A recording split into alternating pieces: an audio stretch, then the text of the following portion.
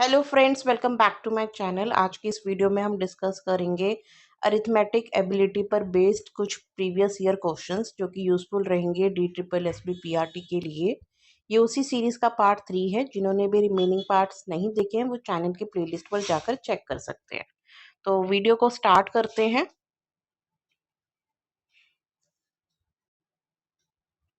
First question है, इन 216 liter of a mixture, the ratio of acid and water is 5:3.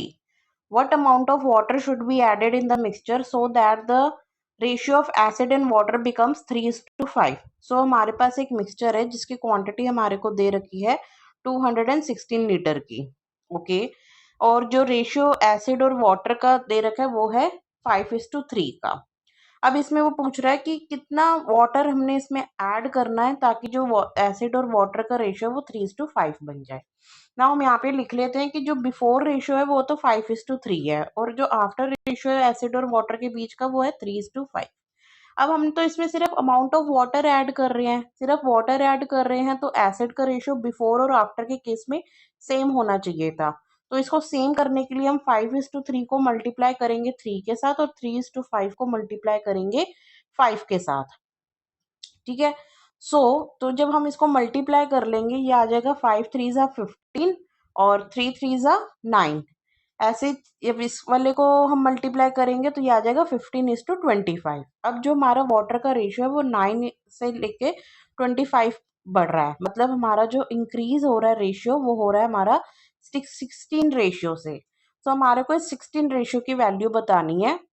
अब हमारे को पता है कि जो पहला इनिशियल क्वांटिटी थी रेशियो के टर्म्स में एसिड और वाटर की वो थी 15 + 9 दैट इज 24 रेशियो।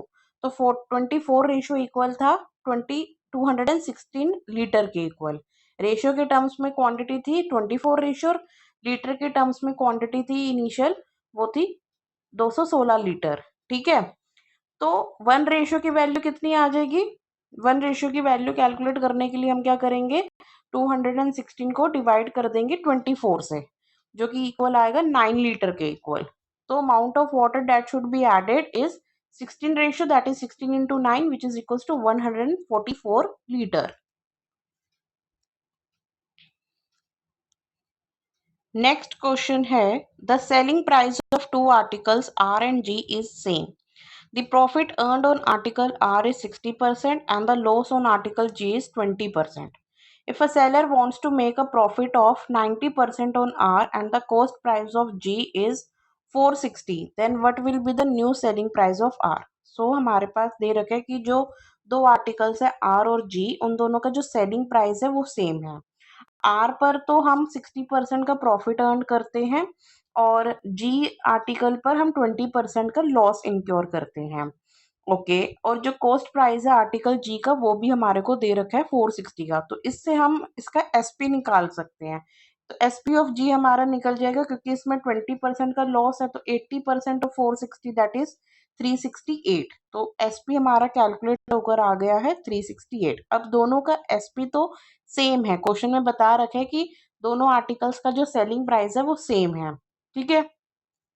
तो इसके थ्रू हम आर्टिकल आर का कॉस्ट प्राइस हम निकाल सकते हैं, क्योंकि जो आर था उस पर हम 60% का प्रॉफिट अर्न कर रहे हैं। ठीक है। तो हम इसमें जो ये 360 है, ये 368 जो इसकी वैल्यू निकली है सेलिंग प्राइस की, ये कितना है 168, 160% का। तो 160% जो है 368 की वैल्यू है।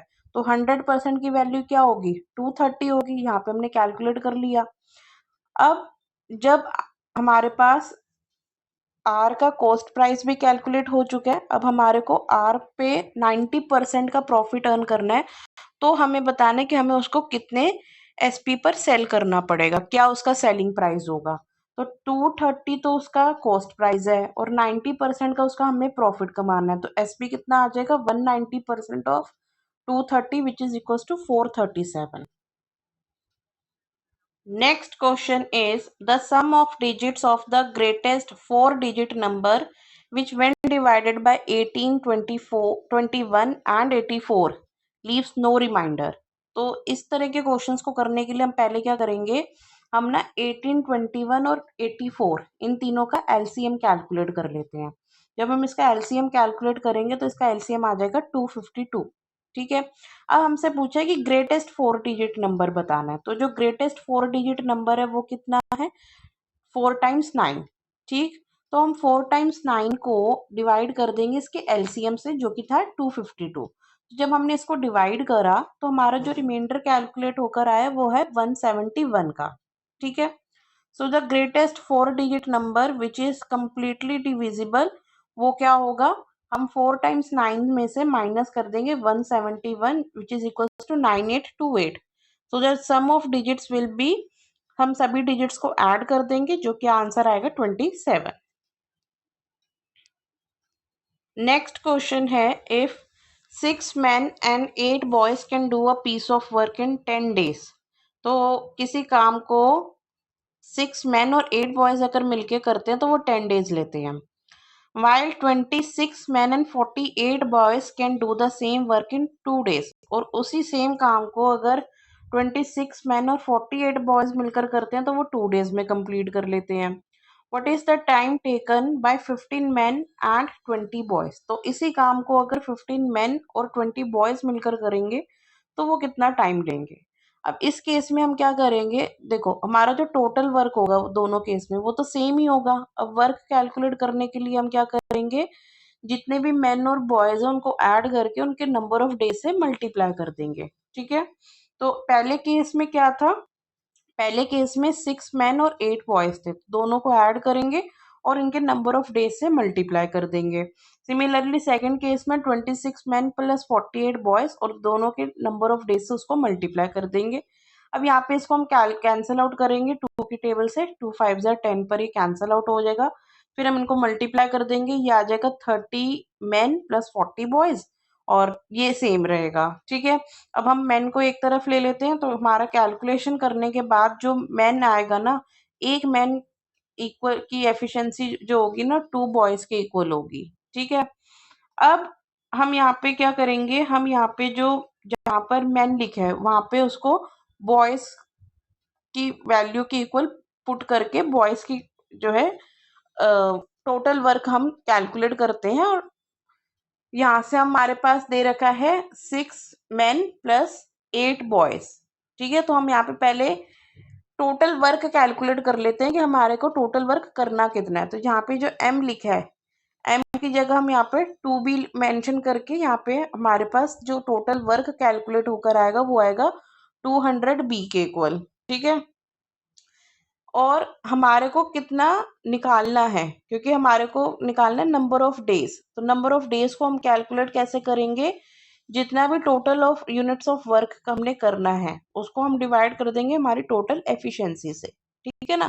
तो टोटल एफिशिएंसी कैलकुलेट कैसे होगी, यहाँ पे 15 men और 20 boys मिलकर कर रहे हैं, 15 men और 20 boys, तो 15 इंटू 2 भी करेंगे यहाँ पे, क्योंकि 1 man की एफिशिएंसी इक्वल है 2 boys की एफिशिएंसी के इक्वल। तो यहाँ पे 50 बॉयज के इक्वल आ जाएगा। अब हमारे को क्या निकालना है, time taken, number of days निकालने हैं। तो हम टोटल वर्क को डिवाइड कर देंगे एफिशिएंसी से, तो हमारे पास जो आंसर आएगा वो होगा 4 days। सो गाइज ये थे आज के कुछ इंपॉर्टेंट क्वेश्चंस। आई होप आपको वीडियो पसंद आई होगी। प्लीज इसे लाइक एंड शेयर जरूर कीजिए, चैनल को सब्सक्राइब कर लो और बेल आइकन को प्रेस कर दो ताकि आगे आने वाले वीडियोस का नोटिफिकेशन आपको टाइमली मिल सके। Thanks for watching.